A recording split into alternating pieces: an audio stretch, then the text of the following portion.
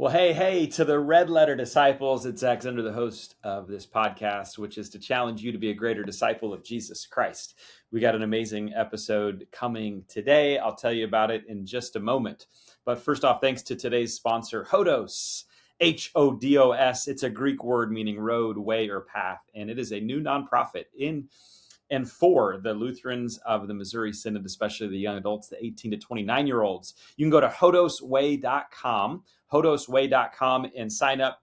Put your email in to stay updated on everything that's happening. We are working behind the scenes on creating a national young adult gathering in the summer of 2027. Can't wait to tell you more about it. Probably by the end of this summer, you'll get quite a bit of information about it. And so you can go to hodosway.com to learn more, to put your email in, and even if you'd like to donate, be one of the first people to invest in the next generation of Lutherans, that would be really awesome. Well, hey, today's episode's special because we're bringing on two guests. Have you heard the phrase, what happens in Vegas stays in Vegas? Well, today, I'm breaking that because we had a gathering in Las Vegas in January where we talked pastoral formation, and it felt really good for the 120-ish people in the room that day to discuss different types of pastoral formation, to hear other people, to hear opinions, to hear disagreements, and to hear presentations. And what often I've said before feels very heated conversations in the online world felt very right and good in the room. And so I wanted to do my best of bringing that to you. And so I've got two district presidents coming on today, President Wally Vinovskis of the SELC District and President Nathan Meador of the South Wisconsin District. The reason I'm bringing these two guys on is not only were they there, but they each presented. As we went into the Koinonia gathering, we knew we were going to be hearing talks about residential program and why it's so great. And we knew we'd be hearing talks about the SMP and online programs and the opportunities and why they're so great. And so President Nathan Meador was able to talk about the residential experience and some of the things that and opinions on why this is so important for our church body. And President Vinovskis was able to talk about the SMP program specifically, and also just the online options that we may want to consider. And both of them are coming on to share a little bit of what they shared, and then I ask them all sorts of questions around pastoral formation. It's a long episode. It's the longest episode of Red Letter Disciple, almost 2 hours, and I could have gone 2 more with these guys, but really, really grateful to have these two brothers in Christ. Really grateful, and my hope is that this conversation can it be just a foreshadowing, healthy, a percentage of what healthy conversations can look like when it comes to pastoral formation. I hope you enjoy it, and it's really special that we get to hear from these two district presidents today. So, hey, if you haven't already, subscribe to the Red Letter Disciple podcast. We've got some amazing podcasts coming out in the next several weeks. And subscribe, follow, and share, comment, do all the things. But thanks for listening. God bless you, and hope you enjoyed today's episode. Let's do this. All right. Well, this is a special episode of Red Letter Disciple because I've got two amazing guests that I'll tell you about in just a moment. But I wanted to bring these two guests on because we got to experience something in January of this year in Las Vegas in a Koinonia gathering discussing pastoral formation, discussing different options for pastoral formation, residential options, online options that turned a lot into conversations around SMP. And so both of these guys that I'm bringing on presented some arguments and some opinions and facts, if you will, on the different types of formation we have. And so wanted to bring them on to have a healthy conversation around what it looks like to form pastors in our church body. If you're a Red Letter Disciple listener in the last year or so, you know that we care deeply about forming pastors because we want to raise up great disciples, and churches need great pastors too. And so I want to introduce them to you. Actually, I'll have them introduce themselves to you, but we've got two district presidents. And so I will start with the one that was a former district president of mine back in the good old days when I was in the SELC, President Wally Vinovskis. Wally, tell us a little bit about your story and where you're serving these days. Zach, thanks so much. It's what a privilege to be with you. Good afternoon to Dr. Meador. I'm I'm a pastor. I was born and raised in the Midwest, went to school at the University of Nebraska at Lincoln, home of the five-time national champion volleyball team. Just Go Big saying. Red, baby. Uh, Everything comes back to Nebraska in this denomination, but keep going. and from just an amazing campus ministry at the University of Nebraska, I ended up at the Seminary in St. Louis, Missouri. I was there from 1988 to 1992. I vicared in Southern California. That my vicarage congregation called me back there to serve. I served 10 years in California, both in Southern California and in the San Francisco Bay Area. And then 25 years ago, I received a call to a mission congregation in Eastern Pennsylvania. And I've been pastor here at Concordia Lutheran Church in Macungie for the last 25 years. In 2018, just exactly 8 years ago, this April, I was elected district president and have served now for 8 years in this position. I shepherd about 17,000 souls, about 55 congregations, and we go from Montreal to Tampa, from New York City to St. Louis, Milwaukee, Chicago, Racine, Indiana, across New Jersey, Pennsylvania, and Florida. We are starting mission churches in India right now, and so I've been a part of this this district for 25 years, and it's been a real blessing. We are a district without borders. We're a mission planting district. We have a third of the congregations that exist right now in the SELC have all been planted in the last 30 or 35 years. Zach, you served at one of those missions. The mother church was a mission back in the 1980s, and the church you served was one of the daughters. And we've continued to spin off children as these mother churches give birth to daughters. And that's our continued mission in the SLC, just to plant churches, and plant some more churches. And Wally, what does SELC stand for those that don't know? It stands for Showing Everyone Life in Christ by Showing Everyone Love in Christ. It was formerly the Synod of Evangelical Lutheran Churches back from the 1950s on. It was the Synod of Evangelical Lutheran Churches. Prior to that, it was an ethnic church body about 100 years ago. But it's the Synod of Evangelical Lutheran Churches is where those letters come from. Very good. And I don't know how I didn't know that your story crossed paths with the University of Nebraska Lincoln till now. So there you go. Go Big Red. Yeah, born and raised in Omaha, got my undergrad. How did I not know that? That's crazy. Okay. Well, good. We'll have to catch up more on that and the joys and mostly sufferings of being Nebraska fans in the last quarter of a century. We've moved on from football to women's volleyball. So, as you said. Speaking of women's volleyball, another great state, right, is Wisconsin. And we've got District President Nathan Meador in the house. And so, Nathan, tell us a little bit about your journey. I'm the president of the South Wisconsin District, basically the southern half of the state of Wisconsin. We go from the Illinois state line up to about Highway 10, Appleton, just south of Green Bay. I keep trying to threaten Luick to tell him we're going to take over Green Bay because we want the Packers. But then we go Lake Michigan to the Mississippi River. So it's the lake to the sea. Ooh, careful, can't say that. But I was elected district president back in June, so relatively new at that. Prior to that, I spent 3.5 years as mission executive here in the office in South Wisconsin. Spent 25 years as what my now adult children say, a real pastor. I served parishes I was so good coming out of the St. Louis Seminary in 96 that they gave me 2 churches. Wow. Sheldon and Gilman, Wisconsin, 18 miles apart. Sheldon wasn't on the map on call night. There were 268 people in town. There were more deer and Holstein in the county than there were people. I served 2 spots in North Wisconsin, and then I was exiled to my home district, Southern Illinois. I was in Staunton, Illinois for 6 years. And then in 2009, I came to St. John in Plymouth. So each one of these stops along the way. So I'm married a Wisconsin girl, so I have adopted the Packers and the Badgers.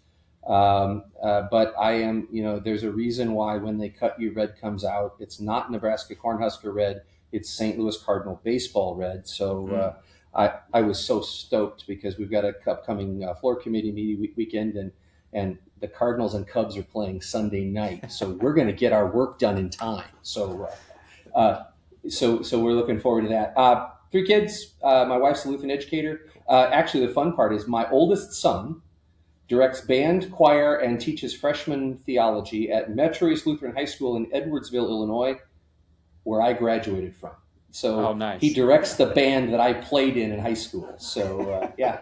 Comes full circle. Yeah. That's so cool. Yeah. And that then cool. In addition to that, I also spent 13 years, my DMin is in Christian stewardship. So I co-wrote a book called Stewardship for the Care of Souls, buy multiple copies, with Heath Curtis, one of our other district presidents.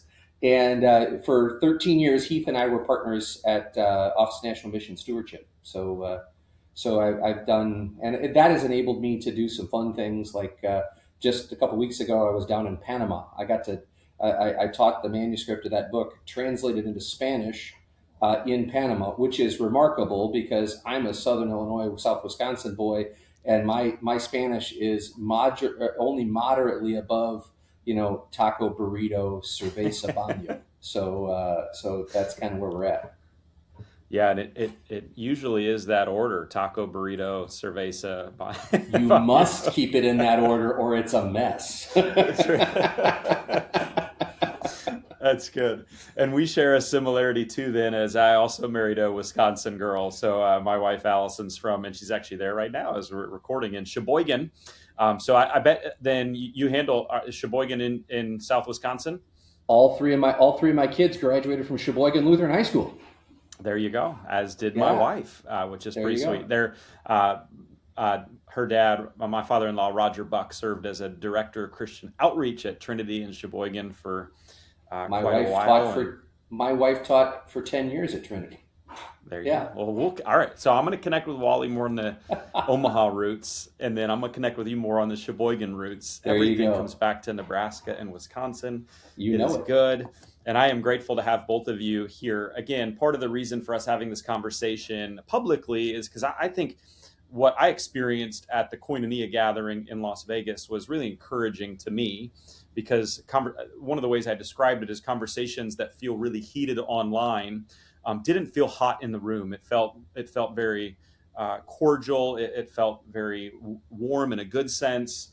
And it felt like brothers that cared, maybe have some differing opinions, maybe have some differing ideas of how we ultimately get the outcomes that we all want. But it felt really good. And so if anything, if we can bring a percentage of that, feeling and that gathering to the public sphere through this podcast, then Lord, let it be. But let me just start with kind of your initial take on the Koinonia gathering when you were there. Did you share that feeling, or what were your feelings as you went through that? I'll start with you, Nathan.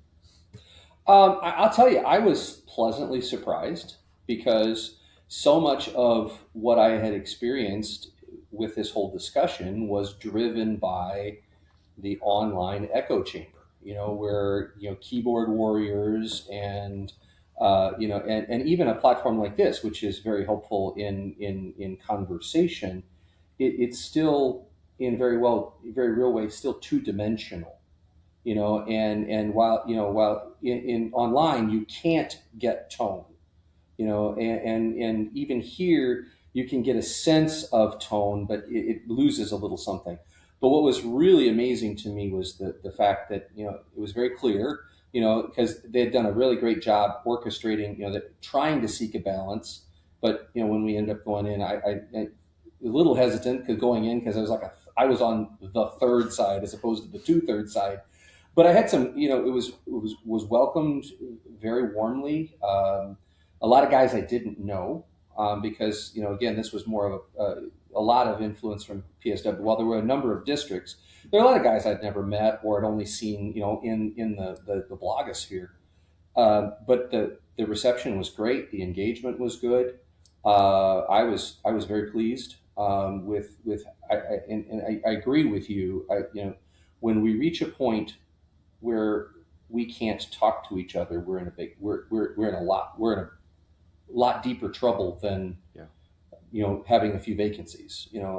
There's much more at stake not being able to have the conversation. And I in no time did I feel like in my presentation or at the table or over a meal did I ever feel like I had to pull a punch.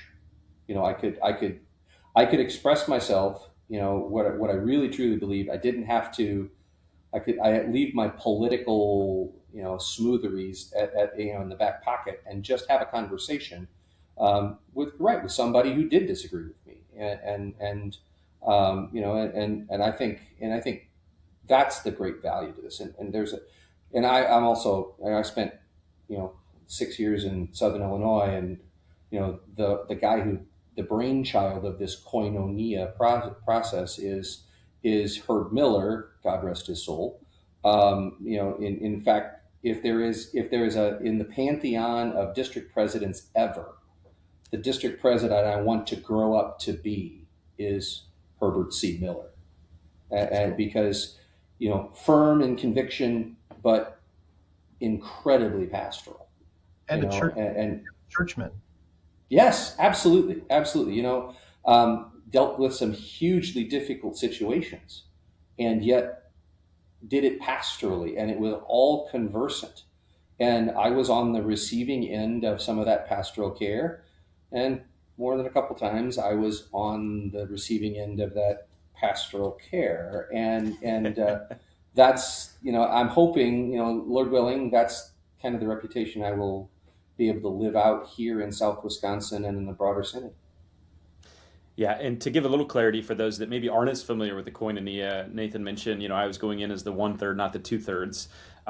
As we registered, we had to kind of pick, like, which one do you naturally side with? Are you going to be more on the pro-residential as the, gold standard / only format? Or are you going to be more on the online?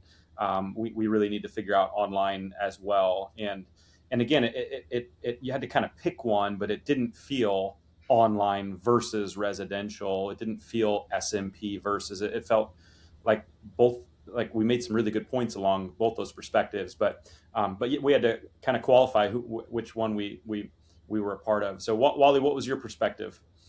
No, I thought it was healthy. Just to backtrack, my first decade in the ministry was in 2 geographic districts. Were clearly divided. You had however you want to slice the divisions in the Lutheran Church Missouri Synod. This group sat at that table and this group sat at the other table, and they didn't really talk. When I came to the SELC, it was a breath of fresh air.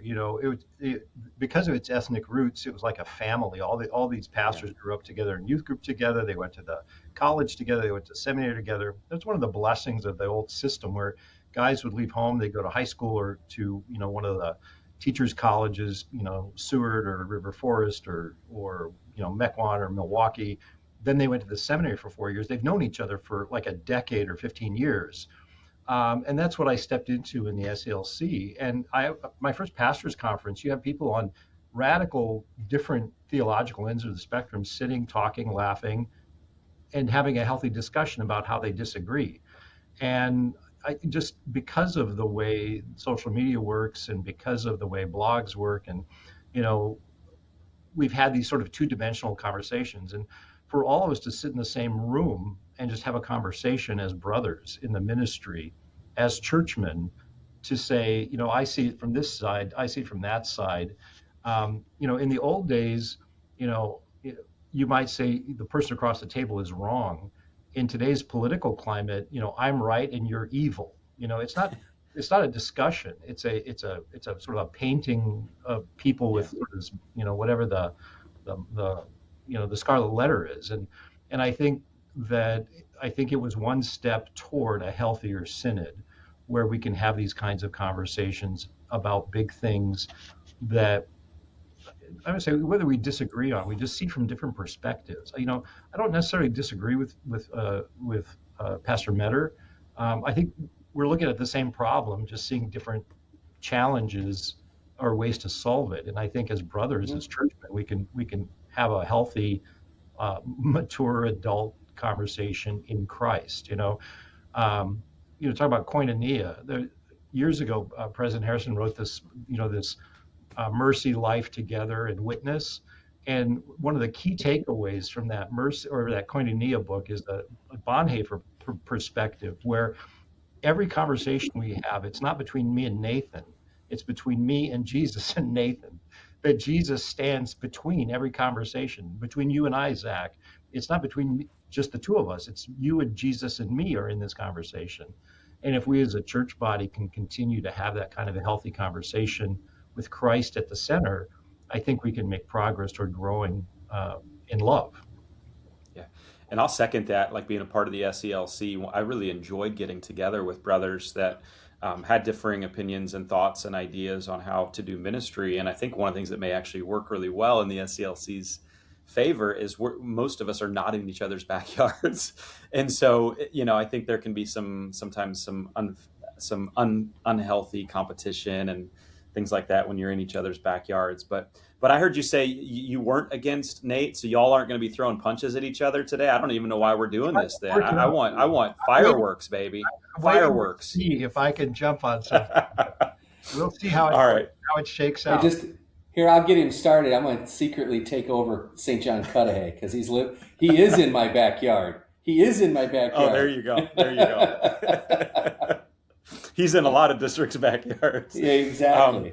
All right, so I want to start here, kind of starting with defining the pastor, if you will. And I like to think really practically, because I think that's where my brain and a lot of my audience really is wired. And so you two are district presidents, and so you place pastors regularly in churches. And so I would ask you, as you're working with these churches, like, what are churches actually looking for right now as they're calling pastors? I'll start with you, Nathan. Actually, it's really funny. I just did a pre-call meeting last night. Okay. That's why you guys are perfect to ask. And it's fascinating. I think when we sit down and have this conversation, it's at a ecclesiastical level. The real thing that they're looking for, and I did a devotion on the selection of Matthias, and we walked through that in Acts chapter 1. And what they're looking for is kind of what happened there. You have this guy who they were looking for a man that God intends, okay? And then he's somebody who had been with Jesus, and the bar was pretty high. You had to be with Jesus from the baptism of John all the way through, okay? And then to become a witness with. So what they're really looking for is someone who I believe is well-formed, not only theologically, but pastorally and personally. They want somebody who's going to come and be a witness of the resurrection with them. They're not looking for Herr Pastor, nor are they looking for the buddy. They're looking at somebody who they know has been with Jesus, who can walk with them and be a witness. Because remember, the witness is able to is only allowed to say what they've seen and heard. All right. So to be that witness along with them. So and that's going to mean they're going to be showing they want a pastor who's going to come in and show them Jesus, so that they can bear witness to him.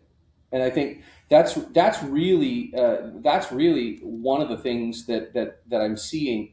But it also reveals kind of a flip side of a challenge that comes with it too.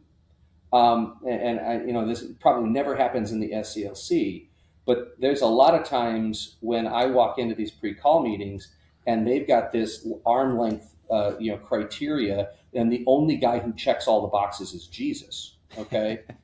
And so one of the things I really encourage them to do is, when you look at that Acts 1 text, it says when they get together, they identify the guys, and then they pray and said, you know the one.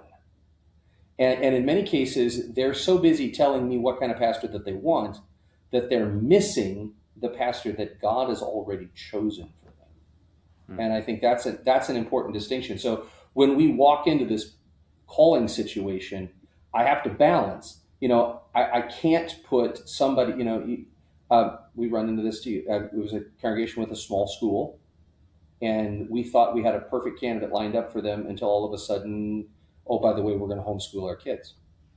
So in that situation, I have nothing against homeschooling, but it's very difficult for them to serve with integrity in that setting. So we had to go a different direction. So there are certain situations where well-formed pastors are probably not the best choice for that situation. Yeah. So it's that balance. It's they're looking for somebody who's going to be a witness for them with them of the resurrection, but also to be open to maybe it doesn't look or sound like the last two guys we had. That's good. What would you add to that, Wally? Yeah, I would affirm everything Nathan said. I think with the SELC, I think one of the challenges in this larger conversation about pastoral formation is that 50 years ago, congregations were a lot more homogeneous, and I think it's changed. So every one of these, I'm going to give you at least three examples, and I've dealt with all three of these in the last 12 months.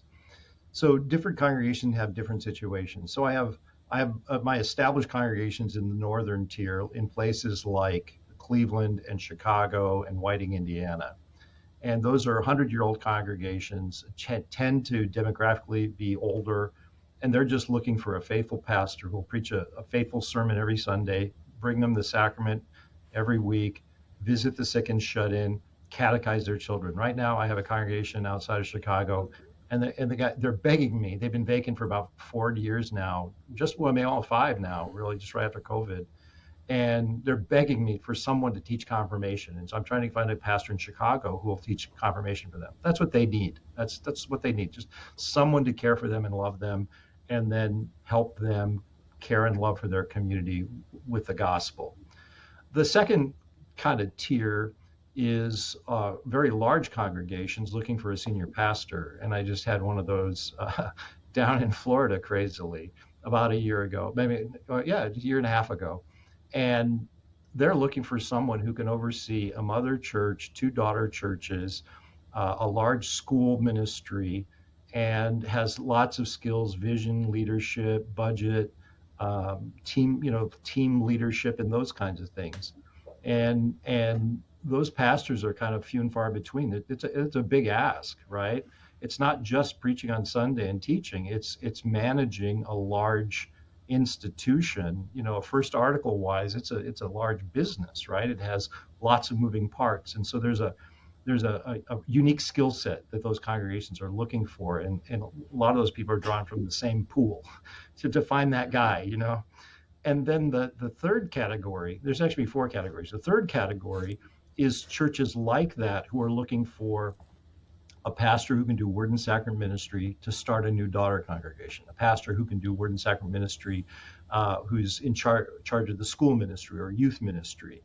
They want somebody who is theologically trained, well prepared, and can do these kinds of specific kinds of ministries in that larger structure. They're not looking for the guy to be the lead preacher or the executive. They're looking for someone who can do word and sacrament in a smaller context under the umbrella of that. And the fourth one is congregations that are 0 to 1 year or 2 years old.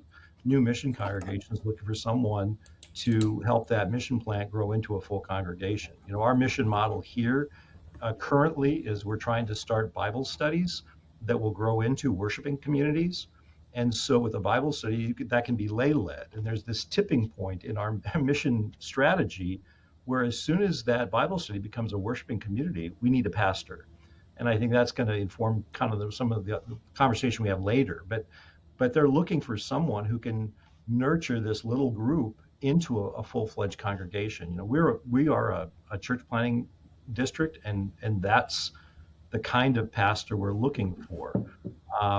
And those are sometimes unique to demographics. They're not just people from an ethnic immigration, whether they're Latvian or German or whatever. We just started 2 Hispanic ministries in the SELC, one in St. Louis. The first Hispanic church in St. Louis is started by the SELC District about a year and a half ago, and we just gave birth to a new Spanish congregation in southern New Jersey.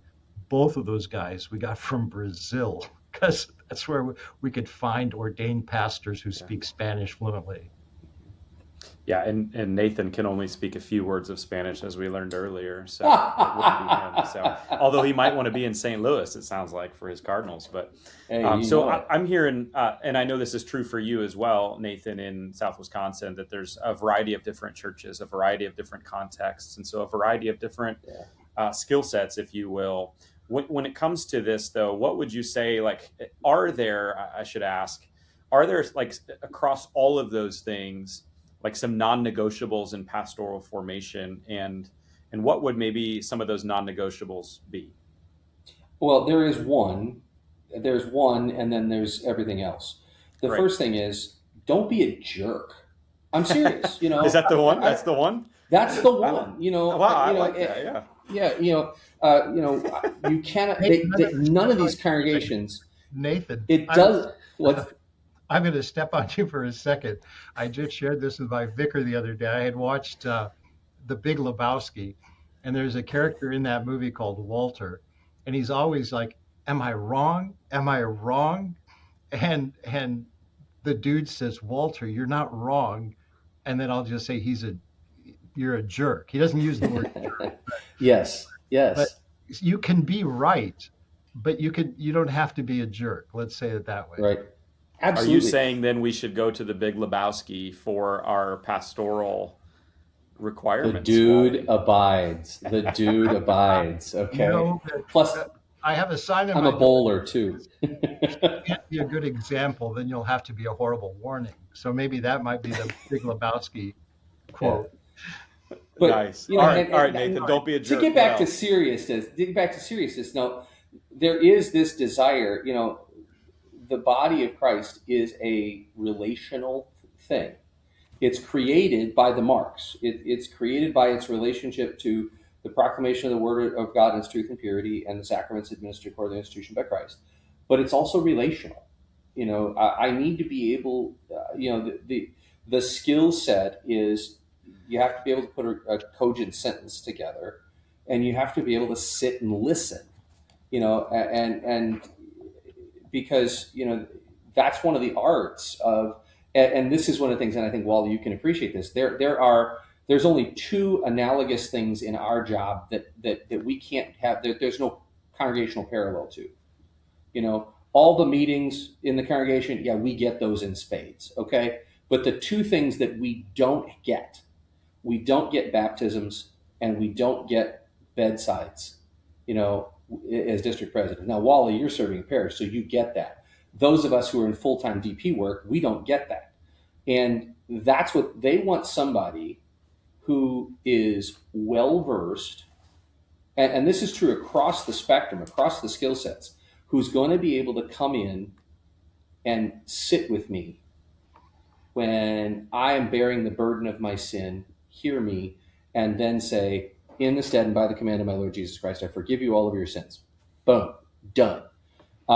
Who when they go through the marriage breakup and they absent themselves rightly from the Lord's table, that when they come back, the pastor has enough of a relationship with them to place Christ's body in their mouth and blood on their lips, and then pull them in really closely and says, welcome home.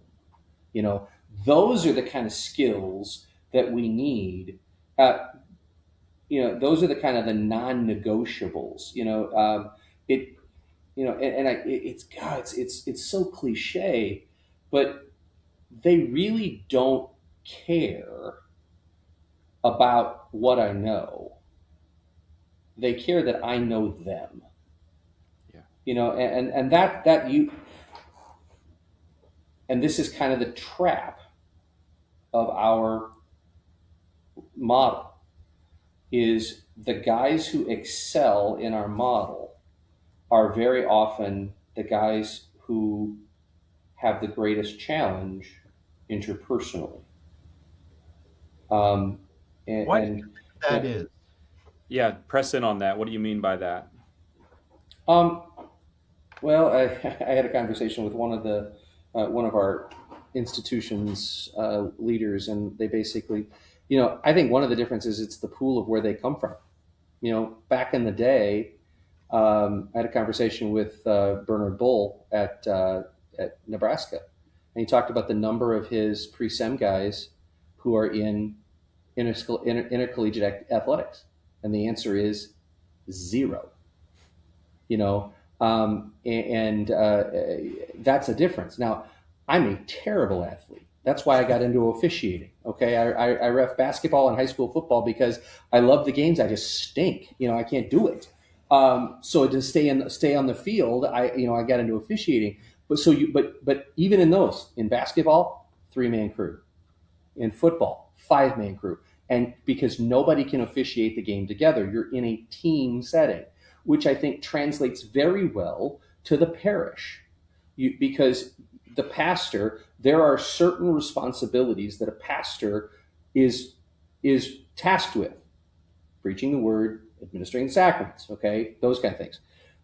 But within that congregation, the congregation cannot exist without the other side of that two-piece thing, and that is the royal priesthood. The congregations need guys who can do the specific tasks that they are, and use word and sacrament to draw out of these royal priests that which the Lord has entrusted to them. And all of this is stewardship of the gospel, which is managing all of life and life's resources, not just talking about money, but all of life and life's resources for God's purposes, which are, oh, by the way, that all come to the knowledge of the truth and be saved. That's where we're really going. It doesn't, I really don't care if you can quote long excerpts of Cyril or Thomas or Aquinas or those kind of things. I don't care. That's impressive. That's the guy who can shoot the 3-pointer but can't play defense. You can't win. I need somebody who, our congregations need somebody who understands the system, but also can make their teammates better. Wally, what I heard in that, and Nathan, you can correct me if I'm wrong, is that obviously the main thing, don't be a jerk, but that it's really important. Like the non-negotiables are, we've got to be listening, caring for, especially bedsides and baptisms. What other non-negotiables would you add, or would you add any? Oh yeah, so I think that the pastoral ministry is twofold, and Nathan focused on the pastoral care side, right? That I say this quite often in various contexts, is that when we're preaching, we're teaching, we're not preaching or teaching to robots. We're talking to human beings, right? Or like in Sunday school, we don't teach the Bible in Sunday school. We teach children in Sunday school the Bible, right? And so I think that's what Pastor Meador was focusing on, is that certainly there's a here's the fancy Latin word of the day, a habitus, right? A way of being, a daily habit of pastoral care, or Seelsorge. There's your German word for the day, of soul care. I think the non-negotiables, if we're talking about seminary education and pastoral formation, certainly, our confession is the Word of God and the Lutheran confessions. And foundational to handling the Word of God is simply law and gospel, understanding that God's law accuses and condemns, and the gospel is God's promise of free forgiveness in Christ alone. Secondly, and this was the epiphany for me when I was finishing the seminary, was Walther writes these theses on church and ministry, or the true visible church on earth.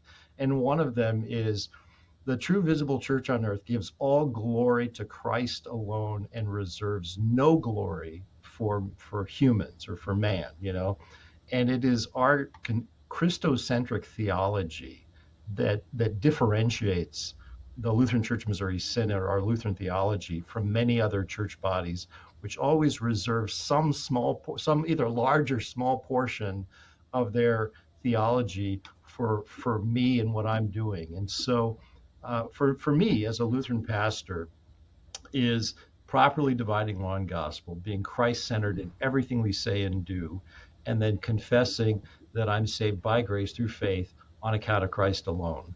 Then it's an objective truth, you know. In Romans 5, it says we have peace with God having been justified by faith, we have peace with God through our Lord Jesus Christ. And again, the notion of peace with God is both subjective and objective. The objective reality is Jesus died for me and my sins are forgiven. And I'm at peace with God, whether I feel it or not.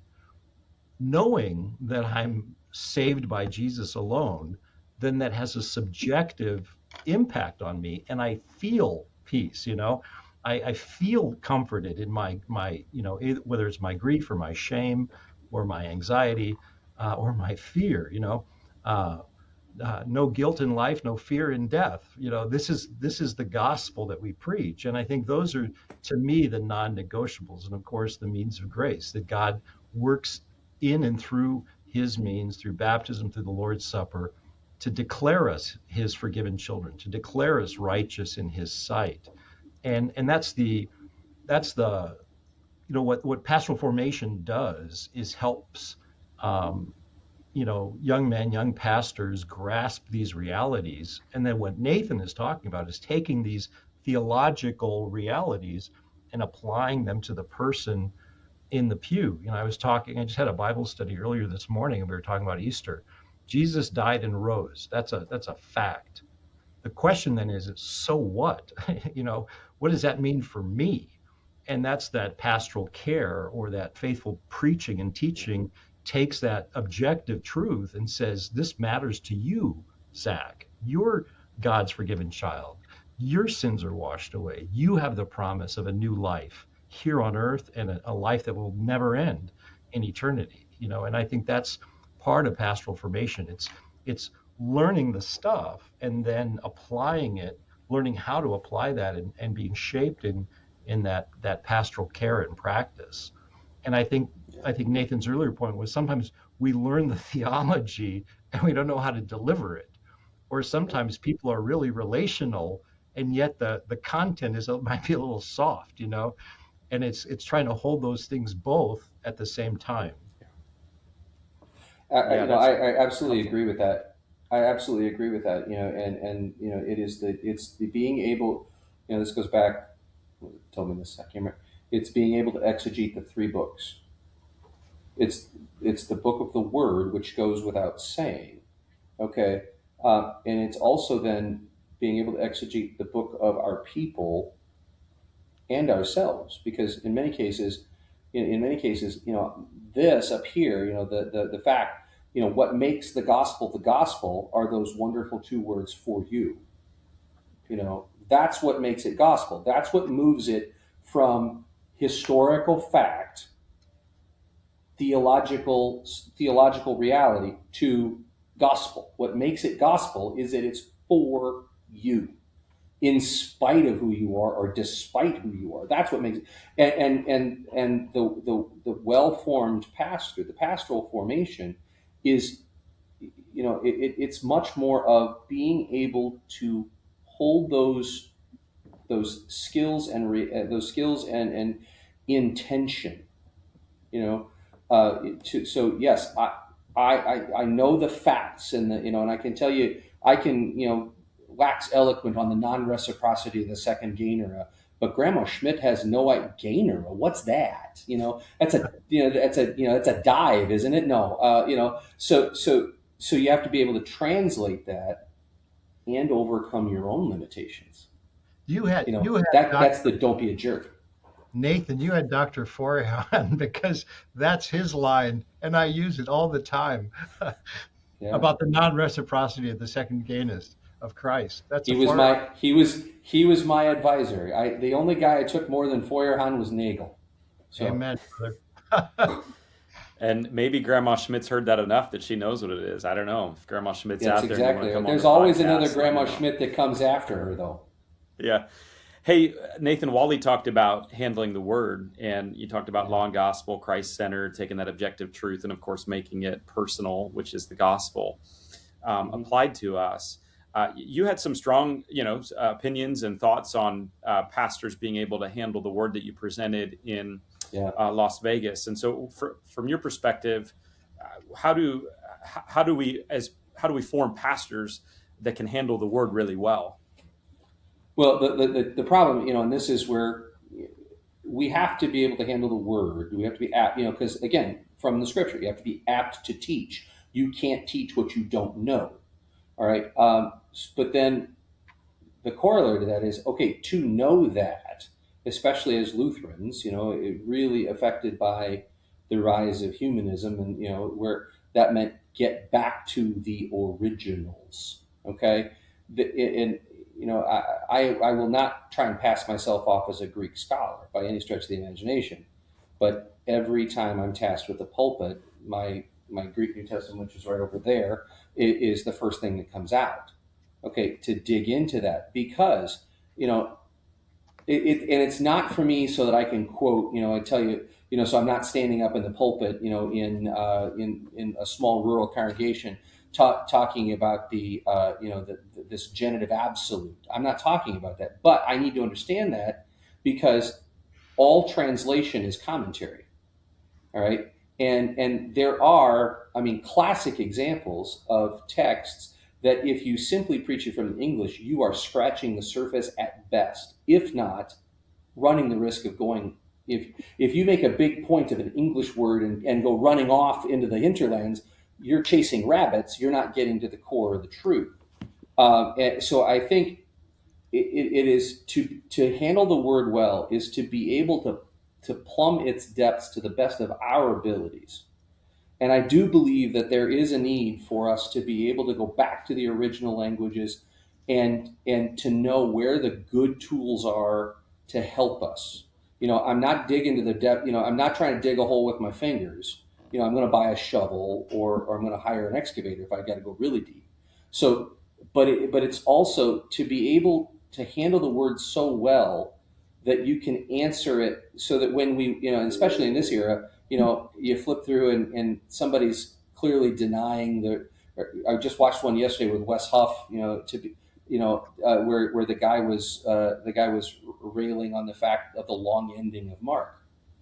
Okay, we need to be able to know. Okay, yeah, maybe 9 through 20. We have to be able to handle that in such a way that we know what we're talking about, so that we don't lose our credibility when we're talking about, oh, by the way, he's risen just like he said. All right. So you have to be able to plumb that depth, not to show it off, but to buttress the for you. And I just think that while it's not to show off your ability to handle Greek or Hebrew, I think it's essential for us to know the roots of it's the roots of what's really been said, so that we say it properly, and that for you has that connective meaning that the Spirit uses. Yeah, that's good. I want to press into, as we talk a little bit about what are the non-negotiables. We used the phrase at the Koinonia, kind of the outcomes that might come through the different paths of seminary. And I think what we all realized in that room, right or wrong, is that every path has pros and cons to it. Mm-hmm. And so I'd like to press in on that, kind of hearing what you guys said was important in non-negotiables. I heard kind of no matter what style of education we go, and no matter what of the variety of churches that we're called to serve, which are many, I heard there's got to be a certain level of pastoral care that comes across. There's of course got to be agreement and shared, confession and belief and doctrine. There's got to be an understanding of being able to handle God's word and probably then apply that to people's lives. And there may have been other things that were in there as well. But let's talk about, each of you spoke. Wally, you spoke on the online side. Nathan, you spoke on the residential side. And again, pros and cons on either side. But I'd love for you to kind of go back into that Vegas mindset, if you will, not the one at 2 a.m. Wally, where you were out, doing whatever. No, I'm just kidding. But I'd like for you to go and share a little bit of what you shared at Koinonia. Wally, you on the online side, I'll let you go first. And then Nathan, I'd love for you to share on the residential side. kind of the case for each model. And so, Wally, why is online formation, do you believe, necessary for the future of the church? So I'll start where I started in Las Vegas, which is I loved the 4 years. I went to school at the Concordia Seminary in St. Louis, Missouri from 1988 to 1992. Those are the four of the best years of my life. I made some of my most lifelong lasting friendships while I was on campus.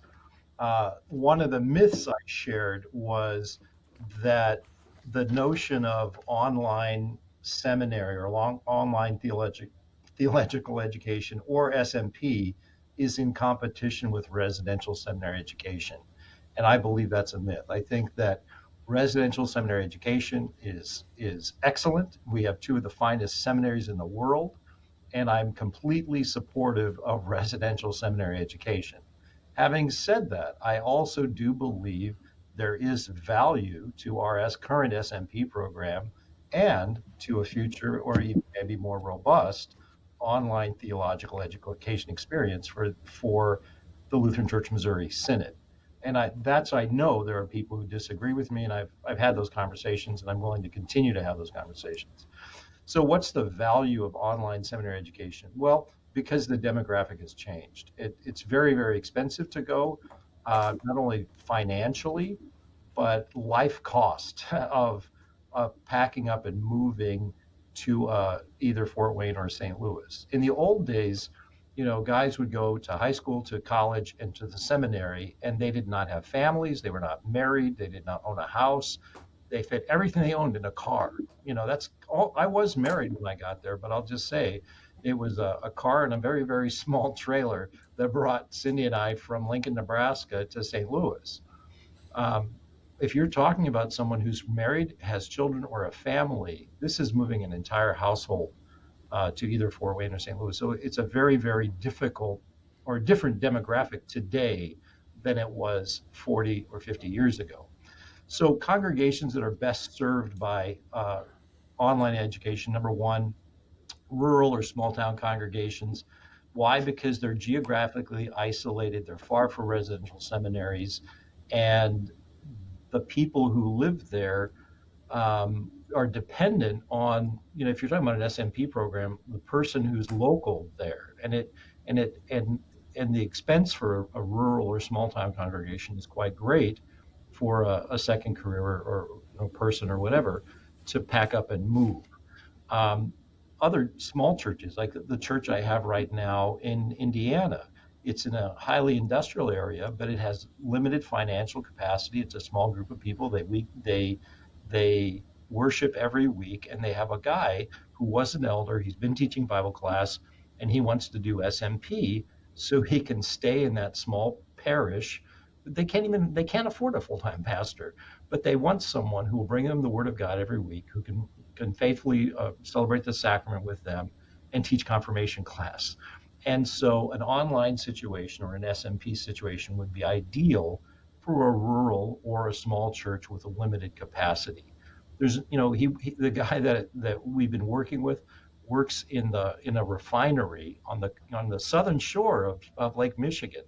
And he's not going to quit his job and move to St. Louis or Fort Wayne. It's not that far for him, but he has a job and a family, and they don't have the financial resources to just quit and whatever.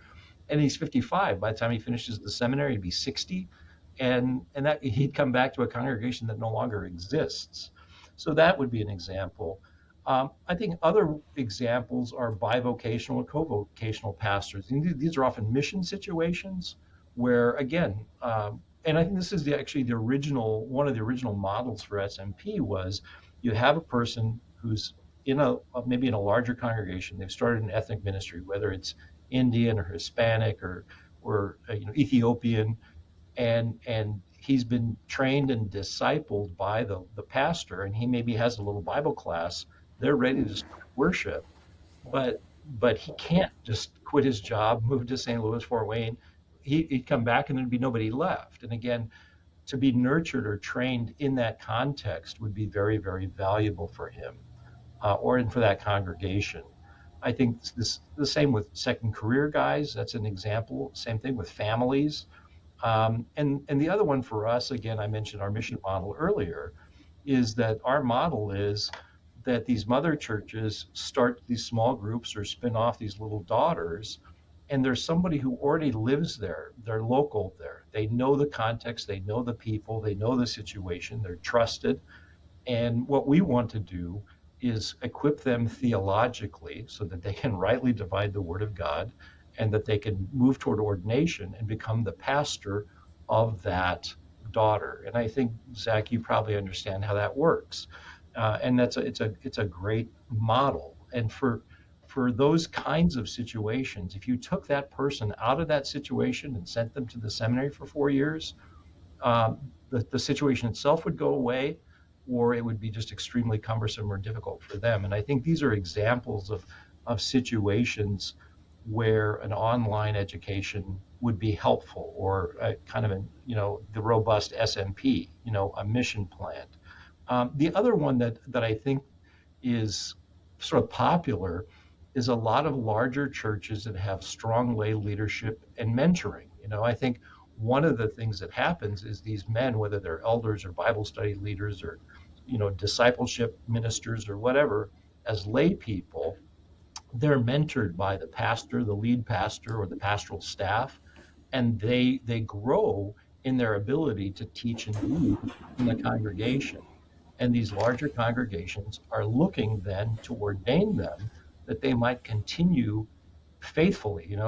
These congregations aren't trying to subvert the Missouri Synod. They're trying to walk faithfully with the Missouri Synod by getting these, lay leaders, trained and then ultimately ordained, right, toward a further and more robust ministry in those kind of contexts.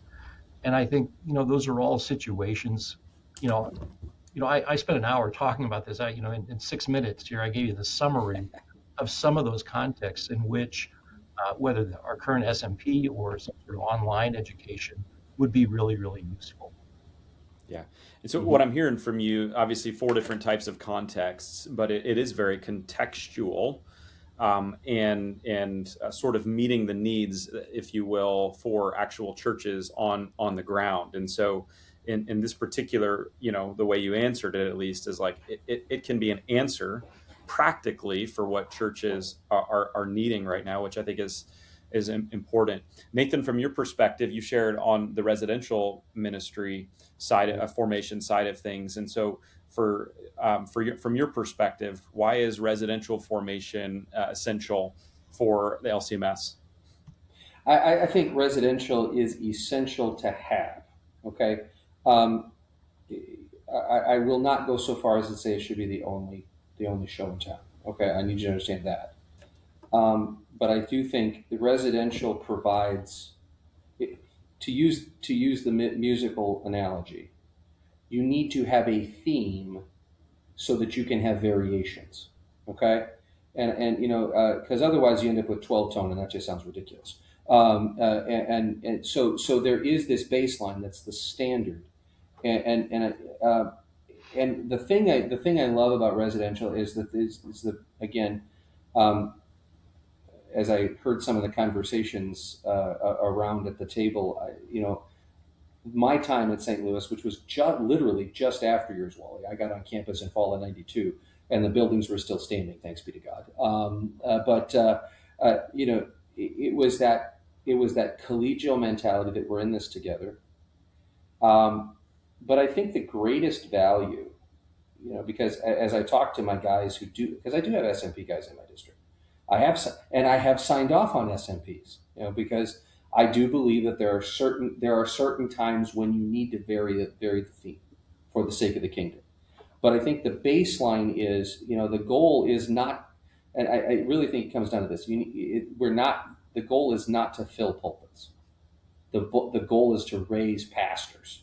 Okay, and I think when we have the wrong goal, okay. Because there are church bodies right now that here your number one criteria is you can fog a mirror, okay? And frankly, our confessions, and I believe the scriptures, hold guys in the office to a higher standard than that, okay? So as a result of that, I think that the standard of what we provide at the residential level needs to be the baseline. That is, deeply diving into the structures of the original languages, deeply diving into the theological content of this, and honing the craft. Okay, and I think one of the other things, and this is one of the things I think the great blessing of the traditional residential, and I really hit this. I hope I was able to communicate this at Vegas. It's the impact along the way. One of the illustrations I used was the number of fingerprints that were on me before I got to Sheldon and Gilman. Okay, it was my home pastor, who happened to be a Springfield grad, didn't know Hebrew, okay, but he knew Greek. All right. My field ed pastor, Ed DeBerkey, at the Lutheran Church of the Ascension in St. Louis, Springfield grad. Okay. My vicarage supervisor, Dennis Thompson, God bless him. He was a first-year student at the time of the walkout and came back. And each one of these men, and then each one of those men had impact. They and their congregations left imprints on me, and I think, and they were vastly different men with vastly different skill sets, serving vastly different congregations. Okay, and then the more so by the time I got into the parish, what I was able to understand is I had a broader understanding of the office and a broader understanding of the church. And I think the one drawback of a more localized cohort is it runs the risk. I'm not saying it guarantees it, but I say it runs the risk of, if my mentor is one guy and my mentor setting is one setting, I begin to believe that that's the only way you can do church. And by the way, that's on all sides of the theopolitical spectrum. Okay, so if if I go somewhere and my supervising pastor always has his hands like this, I think that's the only way to do that. Okay, and if my pastor, I'm trying to imagine Karl Auffenberg in skinny jeans, not a thought, but if my pastor, if my only formation in the office is skinny jeans and flannel, then when I see a guy who has one of these on, I think he's crazy. Well, I am, but that's another story. But what we don't have, and I think that's part of the fractional. That runs the risk of being fractional. What kind of like spearheaded my invitation to this event was I made a comment because I thought the comment I made was I fear that this discussion of diverging ways of forming pastors runs the risk of fracturing the fabric of synod. Because if you go back to the original Constitution, we had a very narrow scope: form pastors, doctrinal oversight, send missionaries. That's it. Okay, so my reservation about these, I am much more opposed to an online option that is not grounded within the synodical structure. Okay, so with all due respect to ILT or the other ones, those I think are far more dangerous to who we are as a church body. Because now we're not even in the same, we're not even using the same language. We're not even using the same system. But I do believe it's important for us to have and that's where residential provides the baseline.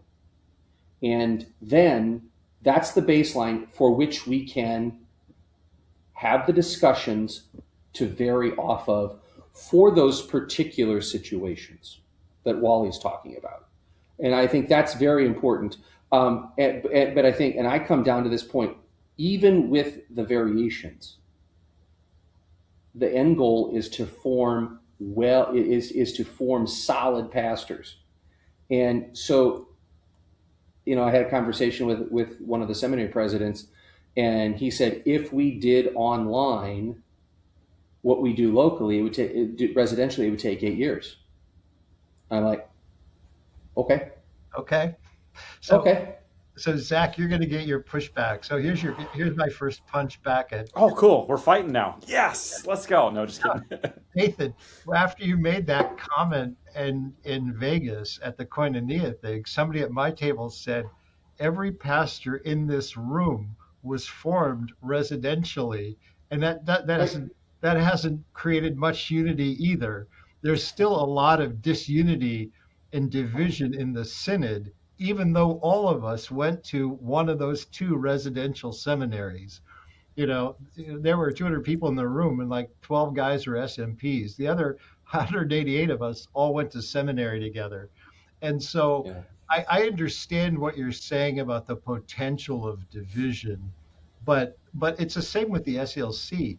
When I was in those geographic districts and those harsh divisions existed, those were among people who went to the seminaries in the probably 60s and 70s and 80s, right? I was a young pastor in 1992, and they were living harsh divisions then. When I came into the SELC, all those guys went to one of those two seminaries, but they loved each other, right? And so I think the divisions that exist in synod have less to do with the theological education model and more to do with the health of our culture.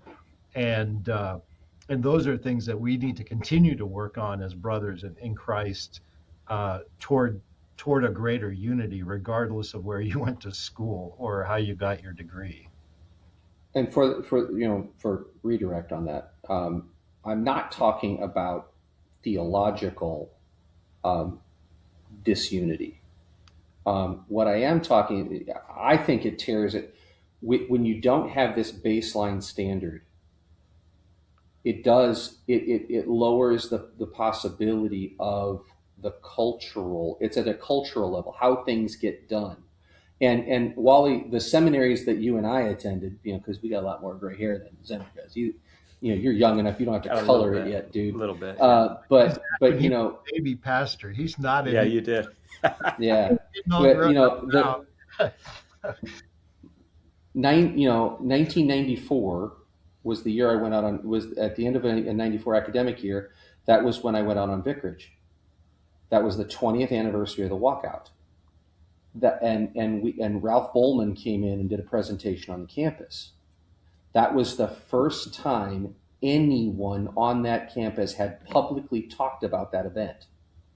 Okay, so that's by the way, I'm living this here where I'm at, except it's not the 74 walkout; it's the 60 split between Wisconsin and Missouri, and we have this generational cultural thing where the Hatfields and McCoys of generation number 3, they really don't even understand why we're divided. We just know we can't pray with those Missouri guys, okay? And I think by having that baseline standard, having the discussion of what does it mean to be a pastor? What is a well-formed pastor? Rather than, and then, okay, with that baseline in mind, how do we vary so that we can provide for that Hispanic congregation, or we can provide for the rural congregations that I have the bottom line is if I don't find somebody that can do this, they're going to have to close. And now in some of my areas, that means instead of driving 3 minutes to church, they're going to have to drive 9 minutes to church. Okay. Because they're not going to drive out to the country church anymore. They got to go to town. All right. But, and so that's where my situation and my context is a little bit different than some of these, I feel for like a guy like Mark Chapulis in North Dakota. And that was my point about rural congregations. If you had some online option for somebody to become a pastor, then they're only driving 30 instead of 90, right? Right. And I think really the point is however we decide to deliver this, the end discussion is that this is a well-formed pastor. See, that was always the argument, and by the way, the the historical perspective was phenomenal in Vegas, and I think, Brilliant. That's the best paper ever. yeah, and Larry Rast from Fort Wayne would come up with the same kind of thing. The pushback that we always hear from these multiple routes is second tier pastor. And frankly, right now the one lasting lesson that I got from John Willie, my predecessor, is the idea that when a guy is coming in or is trying to be reinstated, the general rule of thumb is, would I want this guy to be my grandma's pastor? And I think that should be the general standard. Let's go a bit, Grandma Schmidt of blessed memory.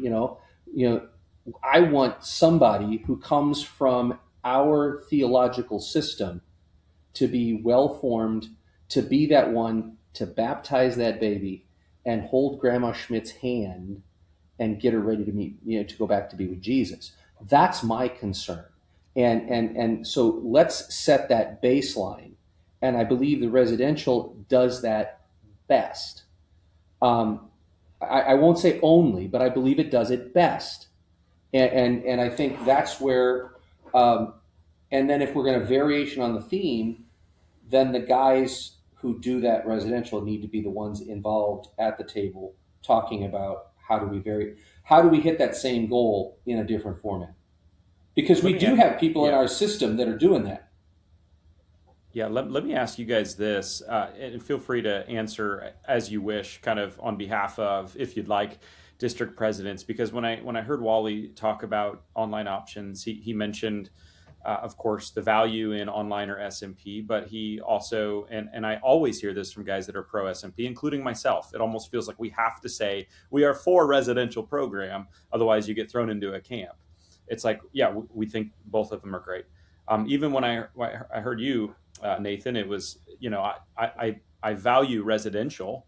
I would say you've mentioned that for you would be your preferred route, and we can vary some themes on there. So it's not residential only, but that there can be multiple pathways. Do you feel like that's, I guess the question I want to ask is, do you feel like that's reflected with a lot of the other district presidents that we have? Because in my world, it feels sometimes like it's residential only, kind of gets pushed to the front. And I'm kind of curious, like, is that a predominant theme with a lot of folks in leadership? I do believe that there are those who say that it should be residential only. Okay. Yeah. I believe that just like anything else, you put 35 guys in a room. Yeah. You're going to come up with 36 different opinions. Okay. Now, granted, we're going to have 36 different, in this kind of spectrum. See, that's the whole problem. We look at the Missouri Synod and we think that there is some continuum that's like this, when reality, our continuum is kind of like this. I mean, we've got our nuts, we always do, but I think we could reach a point where baseline necessary variations, which frankly, in many ways, I believe, which is how we ended up with SMP. We were, exceptions make bad rules. Okay, exceptions make bad rules, and I can't argue emotionally with the congregation in Northern Indiana. Do I believe they need a pastor? Yes, I do. Okay, in that situation, I think that is a variation on a theme. But what the vast majority, the vast majority of our guys would benefit from that residential experience. The vast majority of the guys, even second career guys, there are some second career guys who have some strong opinions about the sacrifice that they made to do that.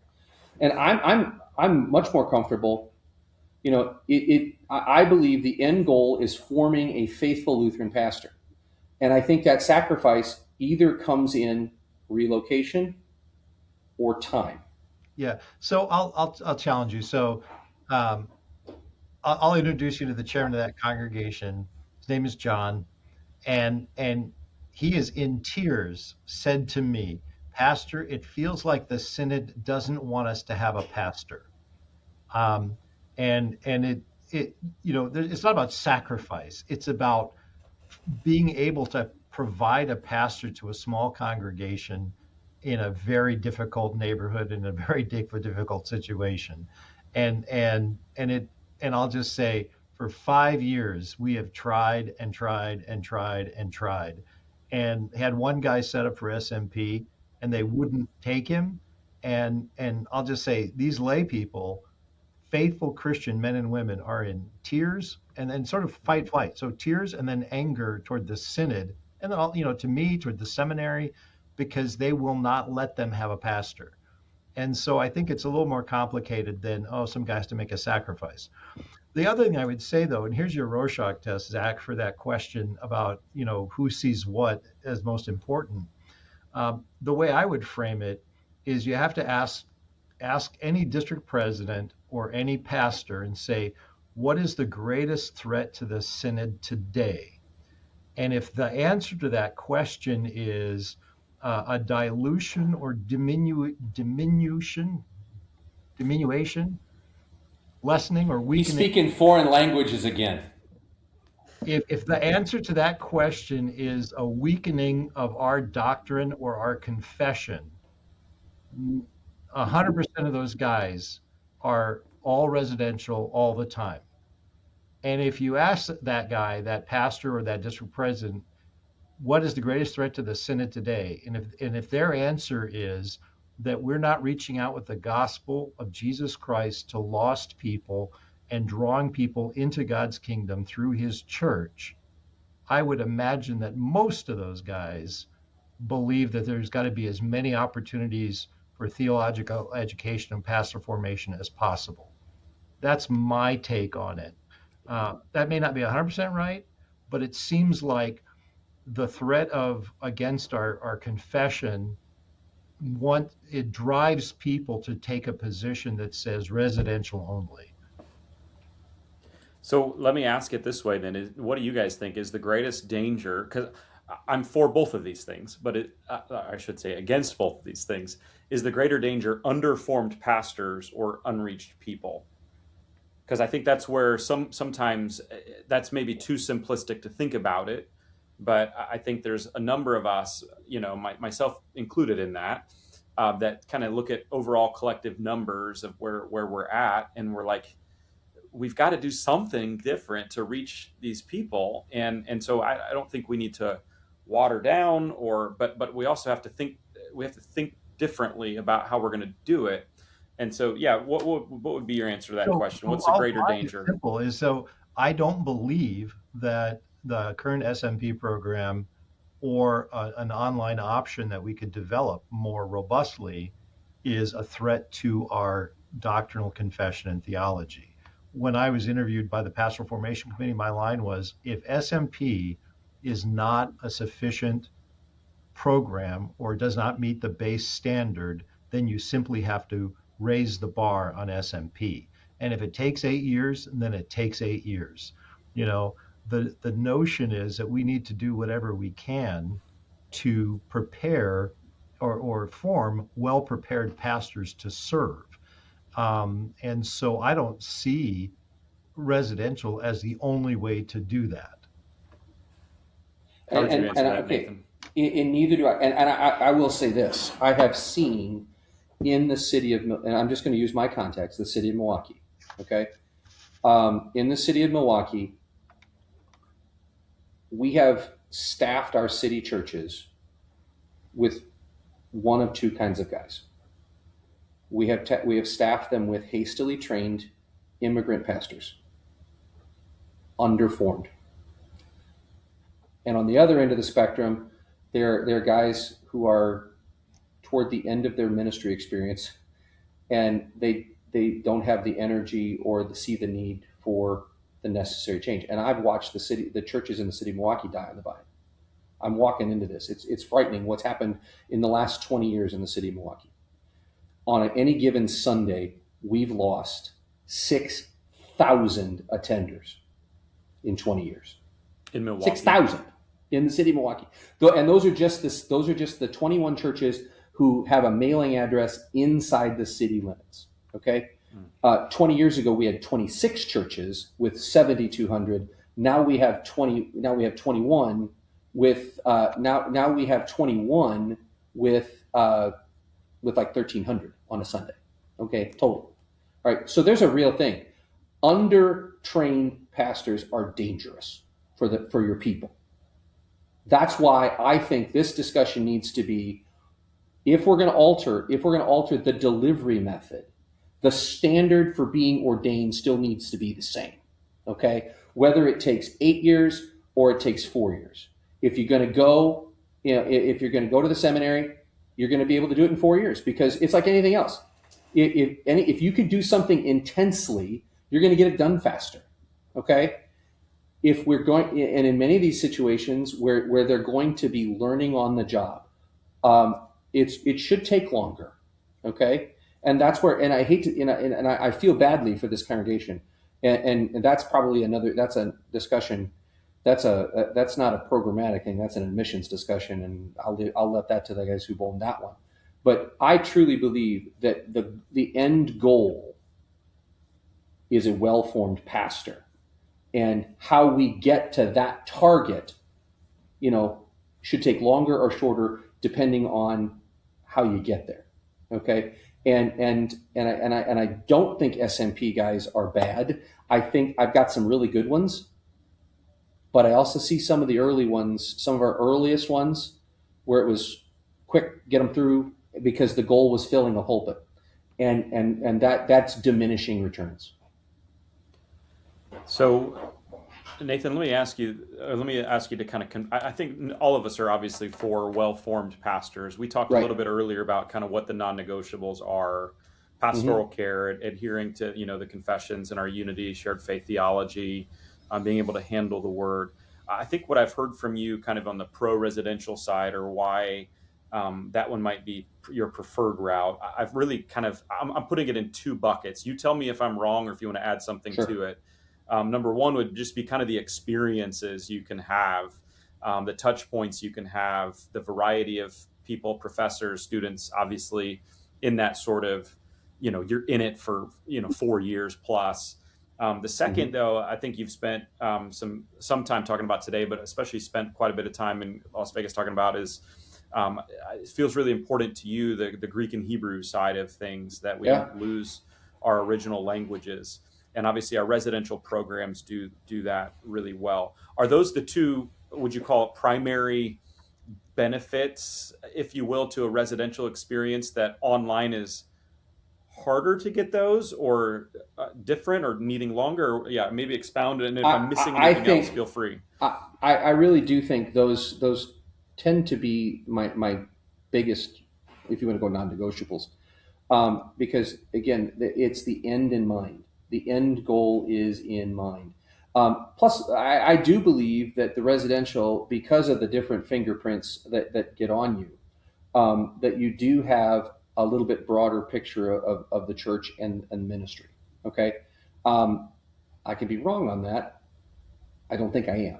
Okay. I don't think I am, because listen, one of the things in there is negative learning. Okay. I don't want to be like that. Okay. And I think there's power in that. There's also that constant, that group, the group dynamic in that residential provides. Now, I know that there are cohorts, and whatever we do with online, I do believe there needs to be some version of in-person cohorts, because we're not screen people. We can learn information through a screen. It is very hard to learn relational through a screen. So, if we were to expand, take kind of the current SMP model, beef it up, expectation and delivery, but it would also, I also still believe there needs to be some of that in-person cohort time. And frankly, the church needs to support that. That's our job. Well, I'm absolutely insistent on that. in the early church, that was the model. It was catechesis and apprenticeship. Hmm. I mean, that's the Bible and the early church fathers. You sat at somebody's feet and learned. And I think one of the key pieces maybe missing in the current SMP is that broader mentorship, either from the SMP supervisor or from the local circuit or from whatever, so that that pastor, he spends his 2 weeks out on campus at seminary, but even when Hmm. he's not on campus, that he's in a regular fellowship with other pastors, his mentor pastor or other leaders in that congregation or community that are shaping him. And again, it's calling us to be churchmen and hold hands Yep. together and build each Yep. other up. You got to show up at the circuit meeting, kind of thing. The SMPs that I've signed off on, I signed off on for two reasons, or three actually. Three. One, the man demonstrates some of the characteristics. Okay. Two, and I think this is the biggest one, I had high levels of confidence in their supervisors. Okay. And three, it was that a ministry need. Okay. That could not, as we're bound because of policy and convention action, I'm not supposed to sign off on one that could not ordinarily be held by a guy regularly trained. Okay. So if I got to get to that one, those first two pieces are no. I absolutely need a guy who's going to meet the qualifications for the office. Okay. And they absolutely need a rock star, rock solid mentor supervisor. And in my mind, that also puts a guy that, I look at him, I said, if you sign on to be this guy's mentor, you can't go anywhere. You have to see this all the way through. And I think as DPs, when we start seeing these really solid mentors, we need to put them on the no-fly list when it comes to calls, because they not only have a parish that they're counting on, there's a neighboring parish that they're counting on too. Wally, from your perspective, when we look at SMP, like there's pros and cons with each. And Dr. Klo was in Las Vegas and talked about, there's 7 different types of online education, if you will, that institutions offer. And so they're not all created equal. The SMP one is a hybrid model where you guys mentioned there's a couple weeks on site at our seminaries. But what do you think is the value? Because I think this is one of the pros that I hear of SMP that I've personally experienced as a mentor of 3 SMP students, is that there are some pros of being formed kind of contextually towards that ministry. And so how would you speak to that? Yeah, just yesterday they had all the placement meetings with the district presidents on that placement committee and the seminary placement directors. And the conversation I had the day before yesterday was trying to find the best match from the seminarian available to a congregation, right? And so it's really kind of a puzzle. This guy has these strengths and this congregation has these needs, and you're trying to move the pieces around so that, and this is to commend the placement committee. They want that person to succeed and they want the congregation to succeed. And it's kind of a puzzle match. When congregations were more homogeneous, 50 years ago, 80 years ago, that match was kind of simpler. You just stuck a guy in and they figured it out. Now, being a pastor in rural North Dakota or in Sydney, Nebraska is different than being pastor in, outside of Philly or in, Manchester, New Jersey, that those are different contexts. Or even in Nathan, do you go up to Door County? Do you get Door County, Nathan? No, that's south. That's North Wisconsin. They don't let me have the really pretty parts. So You don't get the fish boils where you are? being I got to drive for those. in downtown Madison is different than being a pastor in rural Wisconsin or Door County, right? And Right. so it's not just plug and play. So to your question then, Zach, is what's kind of neat about an SMP program is that pastor, that SMP guy, normally comes right out of that context. and he's growing in that context, and he knows the people and he knows the situation. And, Nathan sort of highlighted, that you might have a rogue mentor, not you, Zach, but they're out there somewhere, I'm sure of it. But the notion would be that person is being formed in a context, it's already a fit. That's why he's in the SMP program in the first place, because he's doing ministry as a layperson, and we want to bring him to a point where he can be called and ordained and faithfully carry out pastoral ministry as an ordained pastor. And so you don't have to struggle to find the match or the fit. It's already made. So like my wife, Cindy, is famous for saying, we have 4 children and they're the awesomest kids in the world, is that marry your best friend, marry your best friend. And at least in the old version of dating, I think the new generations do dating differently. People would go to some dumb place like a bar, or a party or someplace, and they find somebody and you started dating and hanging out and you're doing stuff.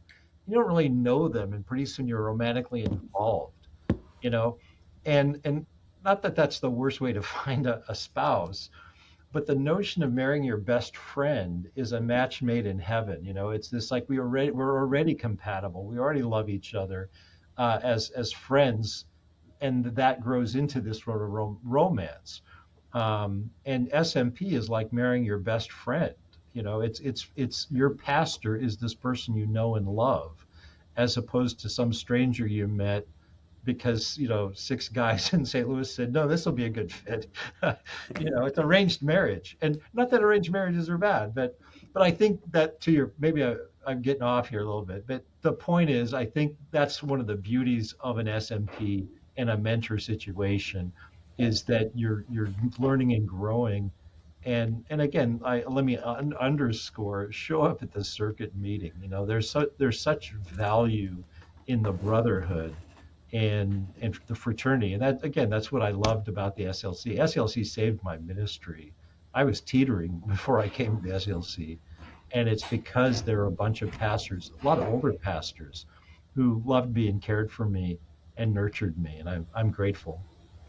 Yeah, I guess the only thing it's my turn to push back a little bit. I think if the seminaries are doing their job, and I believe they are for the most part, if their seminaries are doing their job, one of the skills that a man who is apt to teach can drop into a situation and take the baseline of, well, that's our new pastor, and then do the teaching and the care and that to develop the relationships, so that and this, I believe, is this kind of goes back to my argument on a narrow version of the church. One of the biggest things I know the seminaries are running into, because in many ways I think they're allowing it. I had zero input as to where I went.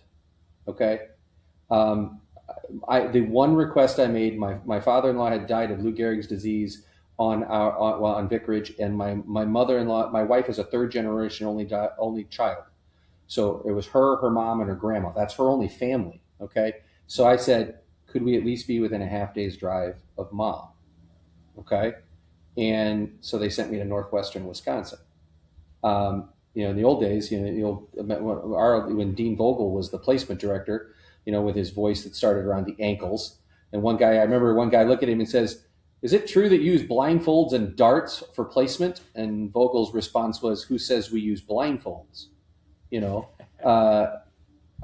we're really doing our job and preparing a guy who is indeed apt to teach, he can go to North Dakota. Okay. Now, one of the things I think we're really missing is that sense of, and this might be a totally different podcast, but I think one of the things we're really missing is, here I am, send me. I think I can say that because I'm in a district that guys want to come to. We had an activity where I was the umpire for a all pastors softball game, and I said the first guy that gets ejected is going to be the new mission planter in Zap, North Dakota, and everybody was well behaved. So yeah, I think that's one of those things. And again, please understand, at no point am I totally against any kind of discussion on how do we meet these special cases. I'm just operating from the premise that exceptions make bad rules. Yeah, I no. think So we should have a standard that we shoot for, and how do we meet that standard multiple ways? seminaries have cranked out faithful pastors for 175 years. I'm not dissing residential Yeah. pastors. I'm just saying one of the advantages of SMP is you know what you're getting, and it's already queued up. That's the only Yeah. point that I wanted to make. And I will push And I back think a little from- bit on it. Well, there's one element of that too that I am aware of situations where I have an SMP guy who, because he grew up there and he's been in this congregation for a little while, now all of a sudden the community is starting to change, and he's not necessarily, because he's well versed in what the community used to be, he's not as open to seeing what the community is becoming. And again, I'm not going to. He's an excellent pastor. He does what he needs to do. He's faithful in preaching and teaching and those kind of things. But I think every action has an equal and opposite reaction. There is no silver bullet in this, and I think it's important that we get back to saying, okay, what is the standard? And I believe the standard is that faithful pastor who toes the toes the line is the wrong word, but is bold to confess his own sins, but Jesus, and to have that desire to bring those people entrusted to him along for the ride. That's good. Let me ask it this way, and then we'll start to land the plane. We'll start descending here soon. But I think this is an important way to ask it, just to make sure that we're all, I guess, hearing each other in the field, in this conversation in Vegas. So let's imagine a world where it's only one. It's either only residential or only SMP. I'd like for you to take the opposite side of it. And so, Wally, I'd like to start with you. If SMP is the only model we have, what are the real risks of that being the only model? And then I'd like to ask Nathan the same thing. If residential is the only model, what are the real risks of that? Yeah, so you could speculate, and I would affirm many of the points that Nathan made. I think he's not wrong. He may be a jerk. He's just not wrong. That's the non-negotiable. Uh-oh. That's right. Don't be a jerk. So what I would say the potential risks is that pure online education is very two-dimensional, and it does really limit your ability to kind of nurture the church as a body. That there would have to be guardrails for SMP guys or online guys to make sure that they're regularly interacting with other pastors, not just their mentor pastors, but the circuit, the district, whatever. That would be the first part. The second part, again, I think is a fear of fracturing the synod more. And we're in this danger now. And I think podcasts like this and the Koinonia project are these remedies or antidotes. But if you're only doing localized, pastoral formation in local congregations, then the potential is that you're kind of creating these little conventicles, these little separate groups that have no interest or connection to the larger church. And then we become a synod of just, independent congregations that happen to be connected by an ecclesiastical, bureaucracy. And when congregations come into the SELC or pastors come in, my standard line is, I'm going to receive you into the SELC, but you got to lean in, right? And they all say, what does that mean? It means that you show up at the pastors' conferences, that you go to the circuit. We don't have Winkles in the SELC because Winkle's a German word. So we have pastors' conferences, local pastors' circuit meetings. And so the fear would be that we would just become more isolated in little tiny pockets. We would need to, and I'll just say we still need to do this now, is to continue to build the unity of the body in the spirit of truth, right, under the Word of God, and toward a common mission in the church. And I think those would be the two greatest um, uh, obstacles to online only. It's just kind of this isolation and this fracturing. Yeah. How about you, Nathan? What about from the residential side? If it was only residential and no other pathways, what are the real risks we would face? I think we see some of that in the fact that it would be very hard to meet the needs of some of these exceptional situations. You know, to go to these congregations that have 14 people, and to deal with some of the more isolated areas of North Dakota, Iowa, Central Illinois. Almost every geographical district has those spots where we are so disparate that there are no natural partners. The traditional, hey, let's do a dual parish, or at one point in our district, I had one 4-point parish. Okay, now some of that was they were like 6 miles apart and they wouldn't go to the other people's church. That's some of that is sinfulness, but I think if online or if residential were the only option, we would need then to cultivate you're going to ask guys to invest a whole lot of time and effort into becoming bivocational pastors, because there are going to be ongoing settings where, yes, we need to keep word and sacrament ministry in these locations, but we just can't do it on a full, but they don't have the bandwidth to support the $125,000 that you need for a pastor and his family. When you figure when you figure livable wage, housing, insurance, all those kind of things.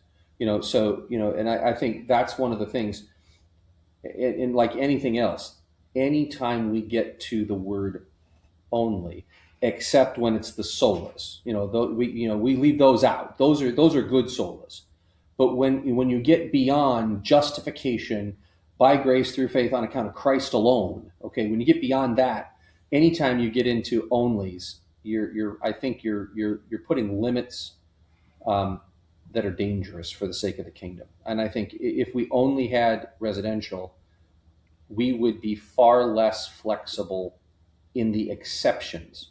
We'd still be really, really good in our prime target areas, but it's the margin where we would have a difficult time meeting the needs.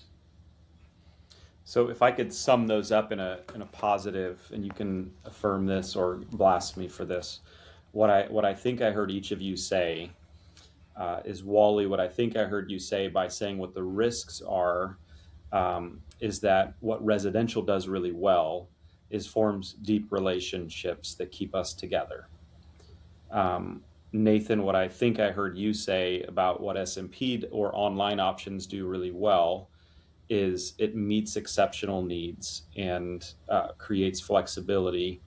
And so if they do nothing else, that these are things that are strengths that you didn't say that, but by what your risk was or your weakness was, that was what was implied. Is that a fair assessment? I think it's absolutely fair. I think it's absolutely fair. And I do believe it allows us to become all things to all men. Yep. And part of the reason as long as it's that standard. That's my big thing. Yeah, standard. Yeah. Part of the reason why I wanted to bring this conversation is because I think sometimes it's just important for people who have opinions one way or the other to recognize the validity of those that may have opinions or feelings on the other side. So let me ask this final question, and then I'll give you a closing statement after this if you want to say anything else. But when you heard those risks, when you heard Wally, and Wally, when you heard Nathan, are we understanding that side appropriately, or are there other risks that you feel like are just as important that also we should hear and we should know? Does that make sense? Yeah. Oh, I completely concur with with what Wally said about the risks, if all we had were online education. I might add that it does sever a long-standing understanding of how we form pastors. Yeah. It's baby out with the bathwater. Okay. I don't like gold standard because we've been off the gold standard since Nixon. So I do think though baseline, theme, I think that's the important thing, and realize anytime you get into exceptions, you are getting closer, and you're getting closer to the edge. And to use Wally's word, you need guardrails. When you drive through the mountains, you want guardrails. Because I don't like those country roads in the mountains. I've driven them, and they cause me to pray intently. I love the realization that the guardrail is there, because the reality is, just like if that guardrail's not there, I'm that much closer to imminent doom. In the same way, when we're dealing with some of these exceptional situations, without those guardrails, we're not talking about imminent doom. We're talking about eternal doom, because there are souls at stake here. And I think it's very important that we respect that. But I think Wally's assessment of the risks, I think, were accurate. Yeah. So I'll say what Nathan said was true, and I think it was very congregation focused. I think the other part that we haven't really talked much about is God raising up leaders in his church. And I use this example in Vegas, and I'll use it now. I have a young man in my congregation. He's 27 years old. His father owns a construction business. He works for his father. He's self-employed. And he is zealous. He's reading the Lutheran confessions. He just read Law and Gospel. He just finished Hammer of God. I mean, he's just marinating in Lutheran theology and wants to serve. But he's not going to quit his father. His father's business would go away if he left, his construction company. And he wants to serve here at Concordia. Well, he's 27. He's going to have to wait 13 years for doing that. And how many other situations across the synod is there a man who has been called by God to serve in the church and is excluded because there is no path for him toward a further theological education or ordination, apart from quitting his job, leaving his home, leaving the ministry that he's involved in, and going to the seminary? And I think the other risk is not just congregations that are underserved or unserved, but it's people whom God is calling who could serve but are excluded by the only option they have is moving to St. Louis or Fort Wayne. I think the one thing on that, though, is, and this goes back to the value of well-catechized laity. You're right. This guy can't preach. He can't administer the sacraments unless he goes to seminary, okay? But are there ways he could effectively serve in that local congregation within the priesthood? I think there is, and I think 100%. that's and I think that's one of those things. And this is my thing. I believe the pendulum has been swinging all over the place. Wally, you and I graduated when we were either at the peak or the early downswing of the FOIC and every man a minister, and it completely undercut the office. So then what happened is, we've spent our ministry in that time where the pendulum has swung back, and now we're at that almost sacerdotal Roman priestly idea where only the pastors are doing the work in the church. And the reality is the church works best the way the Lord designed it. And that is to have an office under orders to handle the gospel, but to have the priesthood which then carries that well-delivered gospel out into the world. And this is where we need to be. This is where we need to be. And what we need to do is get that back to the point where we do not have any, and we don't overestimate either segment of what is the church, but we celebrate the church for its wholeness, which is the priesthood of all believers, which is the royal priesthood, which then is served by the office of the holy ministry. That's the middle ground. And that's really where we need to be. That's where we need to belong. We need that and the only way we're going to get there is if we have a solid pastorate who understands their own limitations.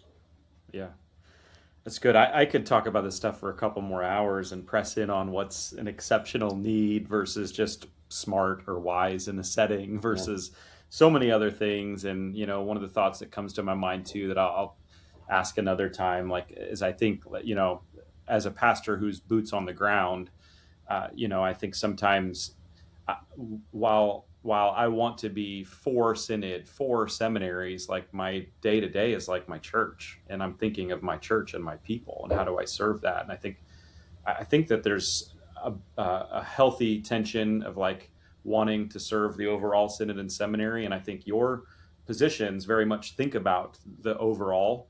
But I think from boots on the ground, day to day stuff, that's not necessarily my number one thought.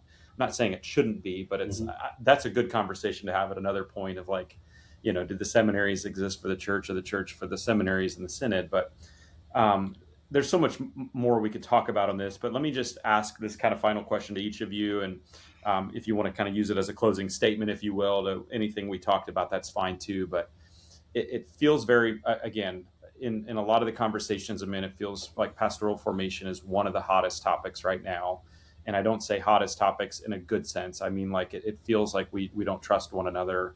We're not talking with one another. We have strong opinions and we label a person one way or the other. And that doesn't feel healthy to me. And so I just love to ask you guys, as you're sitting in these seats and you're hearing some of these conversations, how would you counsel or coach those of us who are pastors around these conversations? What are some of the smartest things that we can do to truly walk together? Wally, I'll start with you, and then I'll let Nathan finish. Yeah, in Vegas, I said this. I think it was so vital that we sat down. There was a lot of brouhaha leading up to what we were going to call that event, and what was going to happen there, and who's invited, and who didn't come, and who should have been there. And in the old days, they used to have these things called free conferences, and so I kind of framed this as a free conference, which means that you could come into a room, you shut the door, and then you just say the stuff. And that there is a sense of trust and freedom and love and churchmanship, and you wrestle through things that are hard. I think that the synod suffers, as our society suffers. We're just a reflection of the politics in our culture, by the way. But when you stake out your ground and say this is the right position, and every other position is wrong or evil, and I think the conversation that the three of us are having today is a healthy thing. I think the conversation that happened in Vegas is a healthy thing. It needs to happen more and more and more and more, where we don't simply say, I see this on social media. We used to have a category which was called error. Now we have orthodoxy and heresy. And I have seen my colleagues at LCMS pastors look at other Christians and anathematize them, cancel them and call them heretics because they disagree with them. And so that I could be be on the 1-year lectionary, and Nathan could be on the 3-year lectionary, and I'm Orthodox and he's anathema. He's not even in the church anymore because he's using the wrong lectionary. And I use that as an extreme example, but that's kind of the conversation that goes on sometimes. And it's like, is there room for error or room for diversity? And it just gets narrower and narrower and narrower. And I think for us, and in this kind of conversation about pastoral formation, along with other areas in which we disagree, there just has to be a conversation. And we have to return to be brothers in Christ who share the same confession and not simply cancel each other or anathematize each other when we disagree. And I'll just say social media is poison and toxic, and we need to have more conversations. So that's what I would say about this conversation and other things going on. Let's just keep talking. Yeah. The thing I would tell you, what I tell my guys, we have 2 circuits in Madison. Madison, at one point in our district's history, most of the guys couldn't spell Lutheran if I gave them 5 letters. Okay. what's really interesting over there is we have two circuits of men whose practice and personality are pretty divergent, but they just love hanging out together, you know. And what I'm seeing is impact on the other, as because I've watched these guys develop over the last couple of years that I've been in the district office. They make sure they break bread together, they shoot guns together, they go bowling together, they golf together, in addition to the times they're digging in the scriptures and Lutheran confessions. And I think that's one of those things where the most important thing we can do, if I were looking at you, Zach, and saying, how do we build this? And I would say, find the guy in Omaha's area who is the most diametrically opposed to you, and just say, we're going to have coffee together once a month. Okay? And he may call you everything in the book from heretic on down. Okay? But I'm buying coffee, and we're going to have this conversation. And I think that is, and we have that, it's one of the things I appreciate when we sit around the table in the Walther room. There's my sense, and Wally, you've been in it longer than I am. My sense is each time we do that, there tends to be more conversation, and I think that's a good thing. And I think it's important that we do that. And anybody who won't have those conversations, they're the ones who threaten the fabric of synod, not the guy who has a diverging opinion. Because I'm very much moved by the way Paul thinks in 1 Corinthians. There's a lot of things that is absolutely wrong in Corinth, and yet the one thing Paul never does is he never stops calling them brother. Okay, now you got to deal with the guy who's involved with his mother-in-law. He's got to go. Okay, but he never, even with all of the other stuff in there, he never stops calling them brother. And that's one of those things. I've had some pretty stern conversations with some of my pastors, who, and they, and some of it was coming out of Vegas. Why did you go? I said, because they asked, and why would you do that? I said, because they are my brothers. And, well, how much do they have to go astray from the word of God before they're not my brother anymore? I said, until they tell me they're not. Until they tell me they're not. Zach, there are some things that you do at King of Kings that make me go, and I get that. Okay. All right. And I pray for Richard Snow's health all the time. No, just kidding. But the reality is, you're still my brother. Okay. Just like I've got guys, who, I was baptized by a Roman Catholic priest, and some of these guys conduct themselves in the liturgy the way, in a way that Father Elba would never have considered doing it. They're still my brother. You are my brother until you tell me you're not. And I think that is something. I'm not going to quit on anybody until they give me no choice. This is the lesson I learned from officiating. I just finished my 39th year of refereeing high school basketball. I have never given a technical foul. You make me give you one. Okay?